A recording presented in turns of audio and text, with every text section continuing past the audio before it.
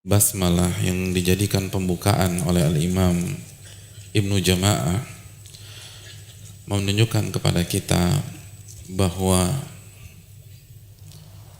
prinsip para ulama kita di dunia ilmu adalah tawakal kepada Allah, meminta pertolongan kepada Allah, dan mengembalikan segala urusan hanya kepada Allah Subhanahu wa ta'ala.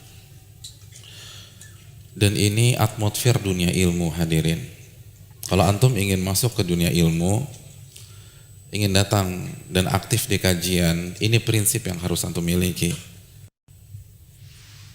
Jangan bosan-bosan bertawakal kepada Allah. Selalu minta kepada Allah Subhanahu wa ta'ala. Dan ini terlihat dari berbagai macam tindak tanduk para ulama. Terlihat dari sikap-sikap mereka. Di antaranya ini, mereka memulai buku-buku mereka dengan Bismillah.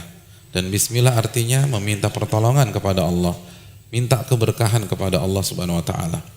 Jadi walaupun mereka cerdas-cerdas, Al-Imam Ibnu Jama'ah di usia muda itu sudah jadi hakim syar'i. Beliau tidak mengandalkan kecerdasan beliau ketika menulis buku ini. Yang beliau andalkan adalah kekuatan Allah. Yang beliau andalkan adalah ilmu Allah Subhanahu wa ta'ala. Makanya beliau mulai dengan Bismillahirrahmanirrahim. Dan di antara potret para ulama tentang masalah ini, bagaimana mereka menamai buku-buku mereka. Banyak para ulama menamai buku-buku mereka berdasarkan prinsip ini. Prinsip tawakal, prinsip isti'anah. Dan banyak contoh masalah ini. Contohnya Al-Imam Ibnu Hajar ketika mensyarah Sahih Bukhari, judul apa yang beliau berikan ya untuk buku beliau? Fathul Bari. Fathul Bari. Apa arti Fathul Bari?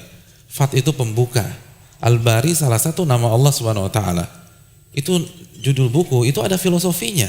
Artinya, saya tidak akan bisa menulis syarah Bukhari kecuali dibuka oleh Al-Bari Allah Subhanahu wa ta'ala.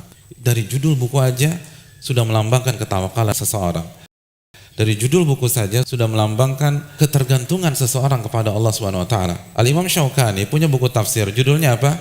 Fathul Qadir. Al-Qadir adalah nama Allah Subhanahu wa ta'ala. Jadi beliau ingin mengatakan, saya nggak akan bisa menulis buku tafsir seperti ini kecuali dibuka sama Allah Subhanahu wa ta'ala. Secerdas apapun mereka nggak bisa. La haula wa la quwata illa billah. Tidak ada daya dan kekuatan kecuali dengan petunjuk Allah Jalla wa ala. Di antara mereka ada yang istikharah sebelum mencantumkan hadis, sebagaimana yang dilakukan oleh Imam Al-Bukhari. Sebelum menyantumkan hadis istikharah, sebelum menyantumkan hadis istikharah, sebelum menyantumkan hadis istikharah. Jadi antum bayangkan, untuk satu buku saja ribuan kali beliau istikharah. Dia mau ngapain sih? Mau ke Singapura?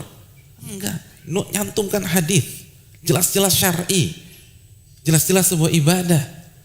Tapi khawatir kalau saya mengandalkan kecerdasan saya, jangan-jangan salah menyantumkan babnya sama hadisnya nggak nyambung, atau mungkin hadisnya bermasalah. Hadisnya beliau pikir sahih jadi lemah. Al-Imam Bukhari, hadirin yang dirahmati oleh Allah, ulama yang cerdasnya begitu luar biasa, alimnya begitu luar biasa, kemampuan hafalannya begitu luar biasa. Tapi begitu mencantumkan hadis istikharah, istikharah, istikharah, istikharah. Istikharah artinya meminta pandangan dan tuntunan dari Allah Subhanahu wa ta'ala. Istikharah artinya meminta advice dari Allah Jalla wa ala. Itu orang cerdas. Yang cerdasnya ribuan kali daripada kita. Istikharah setiap menyantumkan hadis. Ribuan kali istikharah hanya untuk satu buku. Antum, saya dalam hidup ini berapa kali istikharah? Coba. Paling sekali. Pas mau merit, mau kawin, iya. Dan gitu kawinnya cuma sekali. Udah sekali seumur hidup. Subhanallah. Makanya kurang berkah hidup kita dibanding para ulama.